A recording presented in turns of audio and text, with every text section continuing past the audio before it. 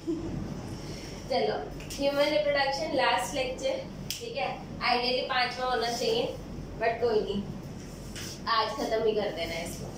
सो अब आप लोगों ने देखा था, देखो मैं ना एक्चुअली यहाँ पे जो इम्पोर्टेंट टॉपिक है और जिसमें से क्वेश्चंस बनते हैं, ओके, उसकी 2-3 चीजें क्लियर करना चाहूंगी। ओके, आज साक्षी के कहने पे मैंने पढ़ाई करी है। किताब देके गई थी ना तुम मेरे को कि पढ़ लो दीदी, फिर पढ़ा देना, ओके।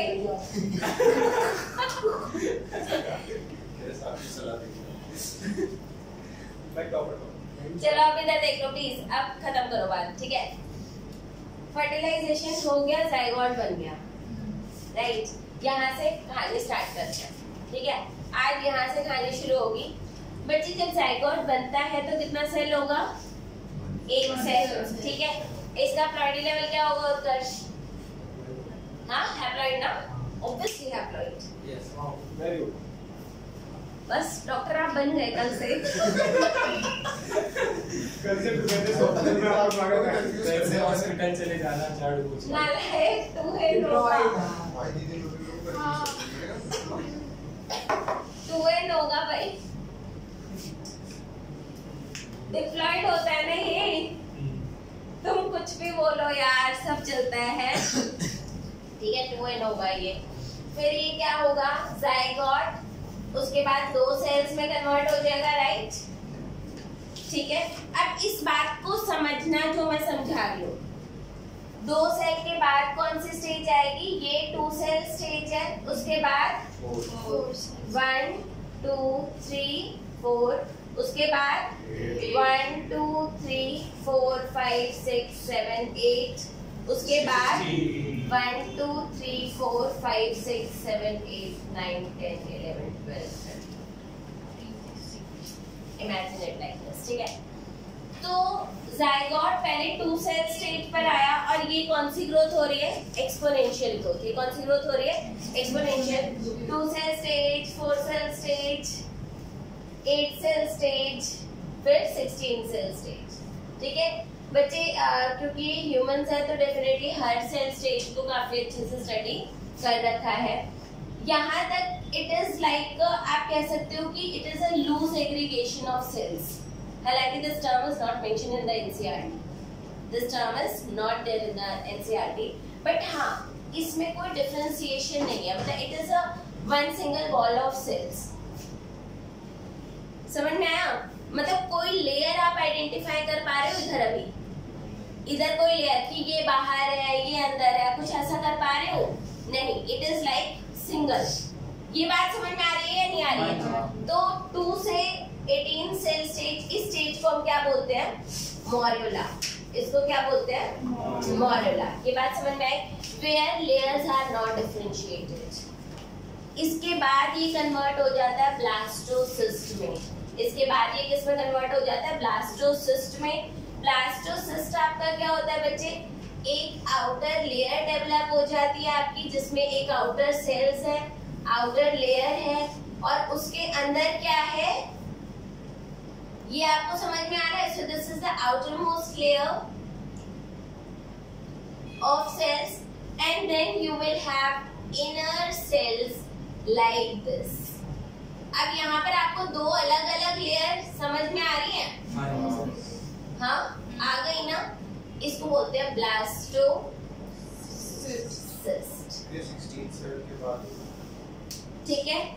तो when there was no differentiation of layers, ठीक है, in the growing embryo it was morula.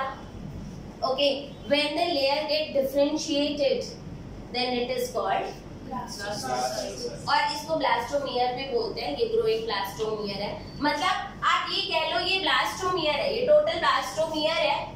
Blastomere की मॉर्यूला स्टेज, ब्लास्टोमियर की ब्लास्टोसिस्ट वाली स्टेज, ठीक है। अब blastomere in the blastocyst, blastomere मतलब cells in the blastocyst get differentiated into 2 layers. Get differentiated into 2 layers. Outer layer is trophoblast. Inner layer is called inner cell mass. इसे क्या बोलते हैं? Inner cell mass, trophoblast. ये बात समझ में आई? यहाँ तक किसी को कोई डाउट है? तो अब आप लोग को ये समझ में आया what is blastomere, what is morula, what is trophoblast, what is inner cell mass. ठीक है, ये क्वेश्चन स्पेशली पूछे जाते हैं। ठीक है, व्हाट इज ब्लास्टोसिस्ट क्या होता है, ये क्वेश्चन तो बहुत ज्यादा। सो when embryo is growing after 16th stage, it get differentiated या it transform into blastocyst, where outer layer is known as trophoblast and inner layer is known as inner cell mass। and अगर ये differentiate हुए हैं तो बच्चे इनका कोई function भी होगा। डिफरेंशिएट हुए तो कोई फंक्शन तो रहा होगा। बिना फंक्शन डिफरेंशिएट हो जाएंगे क्या? हो सकते हैं बिना फंक्शन डिफरेंशिएट? जी नहीं। ठीक है, ऊपर वाली लेयर का अलग काम है, इनर वाली लेयर का अलग काम है। आई बात समझ में? ये स्टेजेस कब आती है? डेफिनेटली जब ये ओवरी है, ये फेलोपियन ट्यूब है, ये यूट्रस है। So it is somewhere here fertilisation occurs, somewhere here. ठीक है, इस्थमस एंड एपिलरी जंक्शन पे। तो जब ये इस साइड मूव कर रहा है तब तक ये ब्लास्टोसिस्ट बन चुका है। ये बात समझ में आई? यूट्रस की इनर लाइनिंग को क्या बोलते हैं? Endometrium, right. अब आपका जो ये ब्लास्टोसिस्ट की ब्लैक वाली लाइनिंग है, ये एंडोमेट्रियम को टच कर गया। समझ में आई बात? ठीक है, ये और इसके अंदर ये तो था ही, इनर सेल मास तो था ही। इनर सेल मास इसके अंदर ऑलरेडी है and your trophoblast layer get attached with endometrium। आपको पता है सेल्स में डेफिनेटली सिग्नल सिस्टम होता है, they can sense what has been attached and what is there, right? So once this trophoblast layer will get attached with endometrium, your endometrium will start dividing rapidly। ये क्या करेगा? Rapidly divide करना start कर देता है and soon it will cover to the whole blastocyst। It will cover to the whole blastocyst and that is the right term। Is this clear? इसने पूरा cover कर लिया। अब जैसा कि मैंने बताया था कि अगर दो लेयर्स बनी है तो दोनों का कोई ना कोई तो काम होगा, राइट? दोनों का कोई ना कोई तो काम होगा।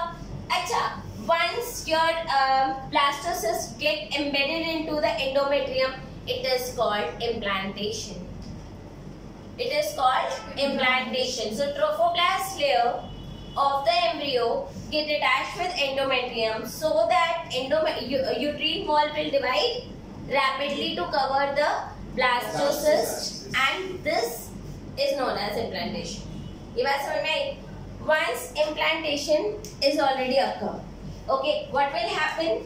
ये trophoblast layer जो है, ठीक है, इसमें फिंगर लाइक प्रोजेक्शन डेवलप होने स्टार्ट हो जाते हैं। इसमें फिंगर लाइक प्रोजेक्शन डेवलप होने स्टार्ट हो जाते हैं।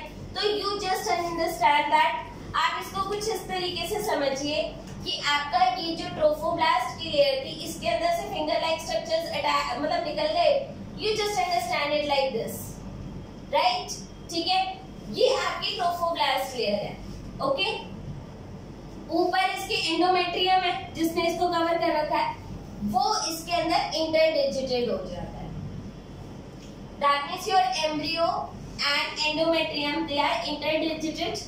ठीक है, इसकी लेयर और इसकी layer are in close contact, they are in close contact and they form placenta and that is how placenta form. कैसे होता है? With finger like projection on the trophoblast layer of the blastocyst and also uterine wall and that form placenta। यहाँ तक ये बात समझ में आई है नहीं है? Placenta is the characteristic feature of any sexual reproduction। ठीक है, whether it is in the plant, it is in the human being, anywhere, ठीक है, there will be placenta। यहाँ अब मुझे बताओ ये लाइन पूरी समझ में आई है नहीं आई? एक एक बात समझ में आई? एक बार एनसीईआरटी रीड कर लो ताकि आपको लगे भाई कि समझ में आ गया। अब देखो, Mitotic division start as zygote move from isthmus of oviduct and mitotic divisions को क्या बोलते हैं? Cleavage. Mitotic division को क्या बोलते हैं? Cleavage है? Cleavage which is this one. Okay. Forms 2, 8, 2, 4, 8, 16 daughter cells जिनको हम क्या बोलते हैं? ब्लास्टोमियर. समझ में आया? अब प्लीज ध्यान से देखना. एम्ब्रियो विद 8 to 16, 8 to 16 को क्या बोलते हैं? मॉर्यूला. और अच्छा, these are different identities. तो ये ले लो, इसको 8 to 16 बुक में लिखा हुआ है, आप सिंपली 8 to 16 ले लो. मॉर्यूला क्या है? 8 to 16 मॉर्यूला. Let it. समझ में आया? ब्लास्टोमियर क्या है? सारा, मतलब आप ये समझो, आपका ब्लास्टोमियर अब मॉर्यूला स्टेज पे है. आपका ब्लास्टोमियर अब समझ में? Is this clear? तो ये मत बोलना ब्लास्टोमियर अलग है, या ये मत बोलना ब्लास्टोसिस्ट अलग है. ठीक है? एक ही चीज की दो आइडेंटिटी हो सकती है. Okay. The morula continues to divide. अभी भी मॉर्यूला डिवाइड कर रहा है and soon transformed into blastocyst, and as it move further into uterus, blastomere in the blastocyst. तो ये जो ब्लास्टोमियर था, जो ब्लास्टोसिस्ट का, it is arranged into outer layer trophoblast and inner layer inner cell mass. Trophoblast get attached to endometrium and inner cell mass get differentiated as embryo. तो अगर मैं आपको बोलूं एम्ब्रियो कौन से सेल्स बनेंगे? लाल वाले. ब्लैक वाले का काम क्या है? प्लेसेंटा बनाना. तो इधर डिफरेंशिएशन क्यों हुआ था? ताकि प्लेसेंटा बन पाए और एम्ब्रियो में डिफरेंट. तो उन्होंने डिफरेंशिएट कर दिया कि इसका काम न्यूट्रिशन देने का है और इसका काम एम्ब्रियो बनाने का. डिफरेंशिएट कर दिया, और जैसे ही वो डिफरेंशिएशन हुआ उसे क्या बोला? ब्लास्टोसिस्ट बोला. So blastomere in the blastocyst. ठीक है? Get differentiated into two layers, trophoblast and inner cell mass. Inner cell mass will differentiate as embryo, and trophoblast layer will get attached with placenta. अबे endometrium. ठीक है? After attachment, uterine wall will divide rapidly to cover the blastocyst. As a result, blastocyst get embedded into endometrium of the uterus, and this is called implantation, and it leads to pregnancy. ठीक है? हाँ. uterine wall तो वही है ना, endometrium. हाँ. Uterine wall में 3 wall layers आती हैं. One is your endometrium, myometrium and perimetrium. ठीक है? After implantation finger like projection appear on the trophoblast. तो फिंगर लाइक प्रोजेक्शन कहाँ पर आई? ट्रोफोब्लास्ट में आई, जिसको हम क्या बोलते हैं? Chorionic villi. इन्हें क्या बोलते हैं? कोरियोनिक विलाई आपका बन गया. राइट? ठीक है? which are surrounded by uterine tissue and maternal blood, and chorionic villi and uterine tissue, they get interdigitate with each other and jointly form a structural and functional unit between developing embryo, जिसको हम क्या बोलते हैं? Placenta. क्या बन गया? Placenta. यहाँ तक की बात समझ में आई या नहीं आई? एक बार खुद से देखना है इसको पढ़ करके. एक बार पढ़ लो. आगे यहाँ तक क्लियर है ये वाली बात? ठीक है? अब प्लेसेंटा बन गया. प्लेसेंटा का फंक्शन 10th क्लास में एक ही चीज तो पढ़ाई जाती है, और वो है प्लेसेंटा. नहीं है? और कुछ ये सब तो पढ़ा ही नहीं था, सिर्फ प्लेसेंटा पढ़ा था. याद है? भी नहीं होगा. याद है? मैं सुना दो आज. वैसे एक्सप्लेन कर सकता हूँ. प्लीज या एक टाइप का पाथ या वो है जिससे पाथ. सुनो ना, पूरे बात तो सुनो. मदर और चाइल्ड के बीच में जो न्यूट्रिशन वगैरह पास होता है, हाइड्रोजन बॉन्ड बना. अरे सुनो, न्यूट्रिशन वगैरह जो पास होता है वो एक न्यूट्रिशन वेस्ट मटेरियल वगैरह जो पास होता है वैसा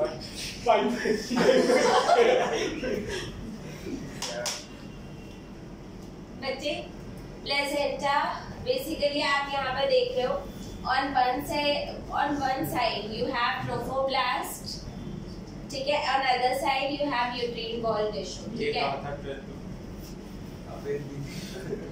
कोई नहीं शिवम, सब मेरे से नहीं पढ़े ना 10वीं में, सो ओके, ठीक है।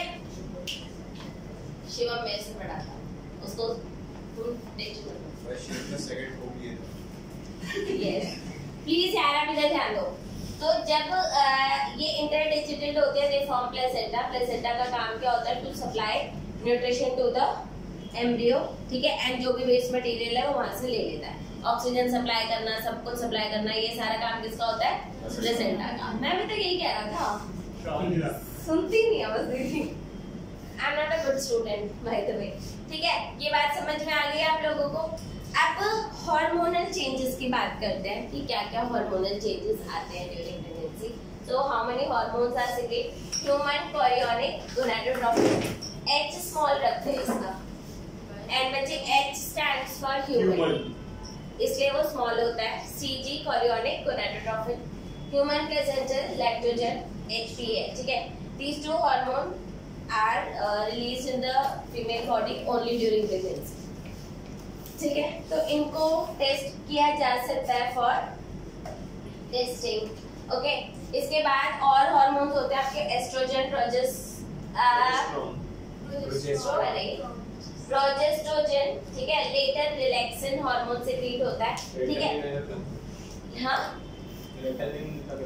क्या? रिलैक्सिन रिलैक्सिन है, सॉरी रिलैक्सिन है। My handwriting is too bad. You know, intelligent person they used to have bad handwriting. अरे यार मैं क्या लिखा समझ।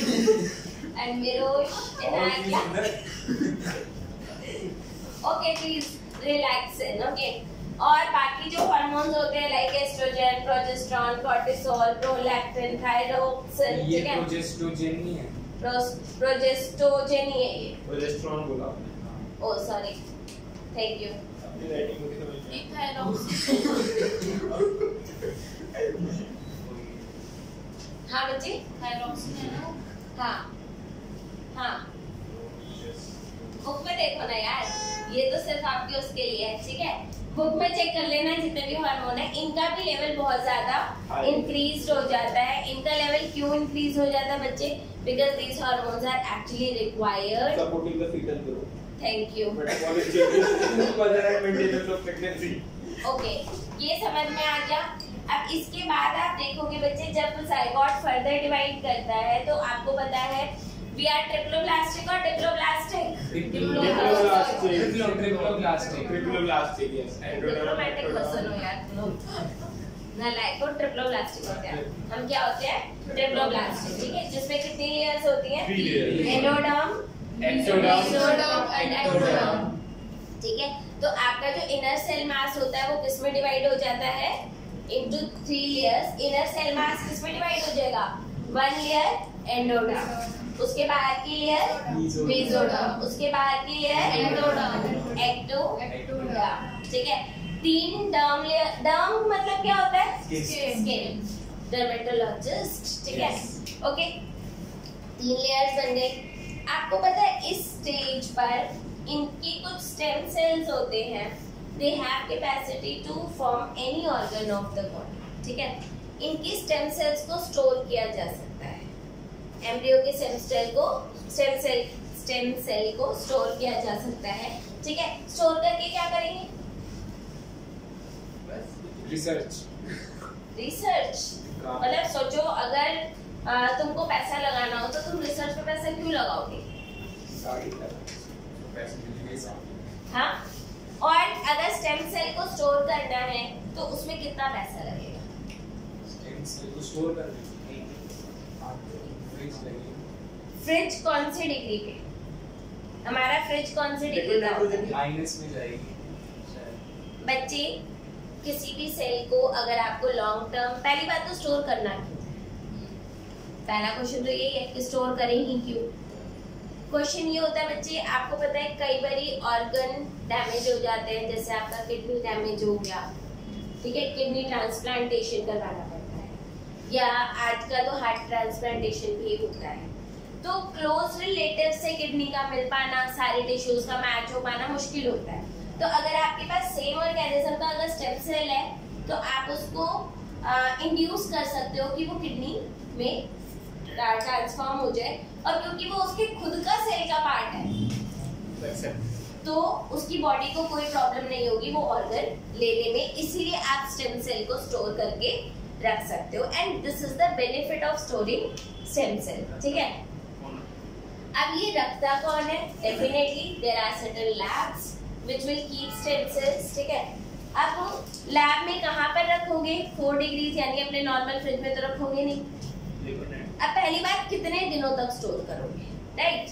अब मान लो इसका भी ड्यूरेशन होता है, आपको 5 साल स्टोर करना है, आपको 10 साल स्टोर करना है। मान लो आप 10 साल स्टोर करके रखो, बच्चा 10 साल का हो गया, कुछ हुआ नहीं, 10 साल तो माँ बाप के साथ ही खेलता कूदता रहता है, राइट?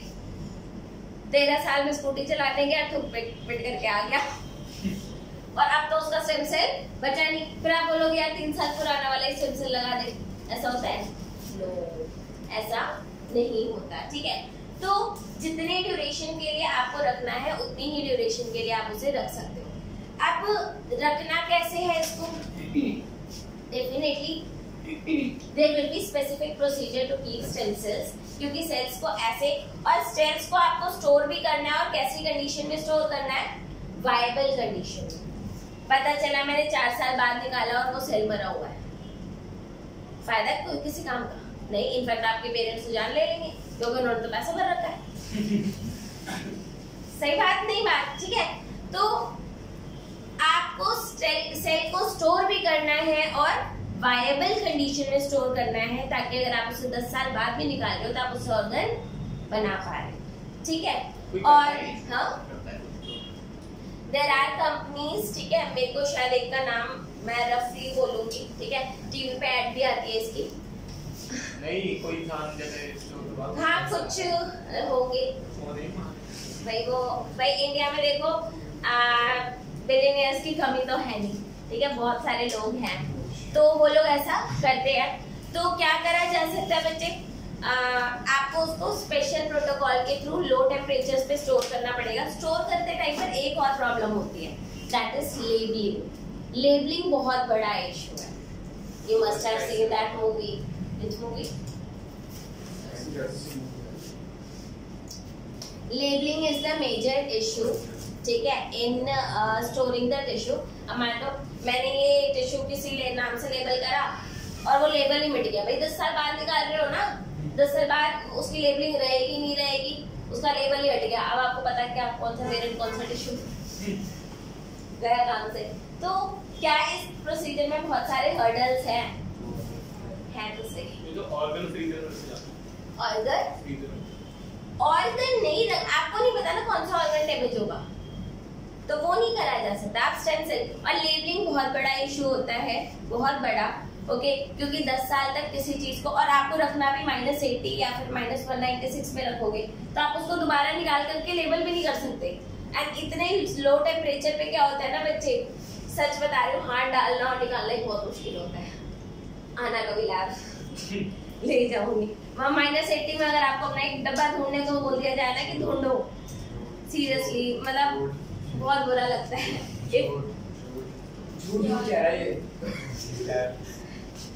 इसको झूठ नहीं बोलते, इसको गुड बोलते हैं। आपके साथ अभी कुछ बुरा नहीं हुआ, that's why you are not going to lab, ठीक है। ओके फाइन, ये बात समझ में आ गई। तो ये आपका स्टेम सेल के लिए मैं सीरियसली कुछ बताना चाहती थी, okay. So that I have, और ये जितने भी हर्डल्स बताए हैं ये मैंने अपने पर्सनल एक्सपीरियंस से बताए, बिकॉज मैंने बहुत बारी, और हम एक बारी तो क्या हुआ था, I was isolating RNA from different samples. RNA you know, DNA का भाई आरएनए, इट्स नॉट एक्चुअली भाई, ठीक है। So I was isolating RNA from 16 samples and machine जो था centrifuge होता है। Centrifuge is like you can say कि बहुत तेज ऐसे घूमता है, ठीक है। So हमने उसको सैंपल लगाए और उसके बाद ट्यूब पे लेबल करते हैं, लेबल करके लगा दिया और घुमा दिया। मशीन खराब हो गई, उसके सारे ढक्कन उड़ गए। और बाय गॉड पूरे आधे दिन की मेहनत कौन सी ट्यूब? आरएनए को कुछ नहीं हुआ, ढक्कन उड़ गया बस, ठीक है। सैंपल सेव्ड है, अब सैंपल मेरे हाथ में है, लेकिन वो सैंपल किसका है मुझे नहीं पता। लेबल्ड नहीं है तो मुझे पता ही नहीं वो किसका है। अबे आरएनए का क्या करूंगी? विदाउट स्पेसिफिक रीजन या विदाउट स्पेसिफिक मार्क मैं उस आरएनए का क्या करूंगी? समझ में आ रही बात? At that time you have to discard everything. सब कुछ बच्ची एक्चुअली वो सेफ होता है, बट हाँ उस दिन मुझे पता चला that it is not safe, ठीक है। तो ऐसी चीजें भी होती हैं। चलो ओके, इसके बाद दे रखा है डेवलपमेंट ऑफ एम्ब्रियो। तो कैसे कैसे डेवलपमेंट होता है? तो ड्यूरिंग सबसे पहले कौन सा ऑर्गन बनता होगा एम्ब्रियो में? हार्ट। सबसे पहले तो फर्स्ट मंथ में ही हार्ट डेवलप हो जाता है, ठीक है। And you can hear heart beat by stethoscope, ठीक है। वो आप कर सकते हो, कर लेना। हाँ क्या? ऑब्वियसली भाई जिंदा बच्चे पैदा होते हैं ना। चलो ठीक है, ये बात समझ में आ गई। इसके बाद है बाय सेकेंड मंथ, ठीक है, उसमें क्या डेवलप हो जाता है? उसके लिम्स वगैरह डेवलप हो जाते हैं। थर्ड मंथ फोर्थ मंथ तक सब कुछ डेवलप हो जाता है, ठीक है। And by the end of 9 month पूरा बच्चा रेडी हो जाता है, ठीक है। उसके बाद क्या होता है? That is parturition and lactation, okay. तो when the embryo is fully matured, ठीक है, तो सिग्नल कौन सेंड करेगा कि मैं फुली मैच्योर हूँ? भाई जब मैं हूँ तो एम्ब्रियो बताएगा ना, भैया मैं मैच्योर हो गया तो अब now I have to yes ठीक है। So the average duration of human pregnancy is about 9 months and that is called gestation period. And vigorous contraction of the uterus at the end of pregnancy causes expulsion or delivery of the fetus. This process of delivery of the fetus is known as parturition, ठीक है। Parturition is induced by complex neuroendocrine mechanism. तो signal of parturition originate from the fully developed fetus. तो कौन signal send करता है? fetus, ठीक है। इसको क्या बोलते हैं हम? fetal ejection relax and it triggers the through some hormones. Neuroendocrine है ना, तो ये हार्मोन रिलीज करेगा, फिर ब्रेन में सिग्नल जाएंगे, वो यूट्रस को बोलेगा that it needs to contract, ठीक है, and it will lead to expression of the baby, ठीक है। So foetal injection reflex, this triggers the release of hormone. क्या कौन सा हार्मोन होता है? ऑक्सीटोसिन, ठीक है, फ्रॉम मैटरनल पिट्यूटरी। तो पिट्यूटरी ग्लैंड से फिर क्या रिलीज हो रहा है? ऑक्सीटोसिन पढ़े थे ना, भूल गए? ऑक्सीटोसिन और वासोप्रेसिन। अरे वाह, वासोप्रेसिन को अभी मारो गोली। अभी क्या लाना है? ऑक्सीटोसिन, ठीक है, okay. This leads to expulsion of the baby and it through birth canal, that is called parturition. Soon after the infant is delivered, placenta is also expelled out, ठीक है। फिर उसको कट करके बाहर निकाल दिया, ठीक है। उसके बाद लैक्टेशन क्या होता है? Mammary glands of the female undergo differentiation during pregnancy and produces milk at the end of pregnancy and that is called lactation, ठीक है। जो फर्स्ट मिल्क प्रोड्यूस होता है बच्चे, उसको बोलते हैं कोलेस्ट्रम, ठीक है। And cholesterol is very nutritious, why? Because it has many antibodies, so it is always advisable to give this to the infant, ठीक है। क्योंकि बच्चे में आपको पता है बच्चा जल्दी बीमारी को पड़ता है, बताओ हाँ? क्या बोल रहे हैं?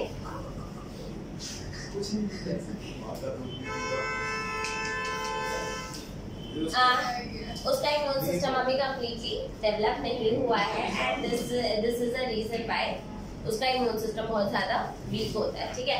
बच्चे बीमार सबसे ज्यादा 2 टाइम पर पड़ते हैं। 12वीं क्लास में भी बहुत बीमार पड़ते हैं बच्चे। टेस्ट के टाइम उल्टी पड़ती है आपको। चलो ठीक है, I hope the chapter is over. बड़ी जल्दी खत्म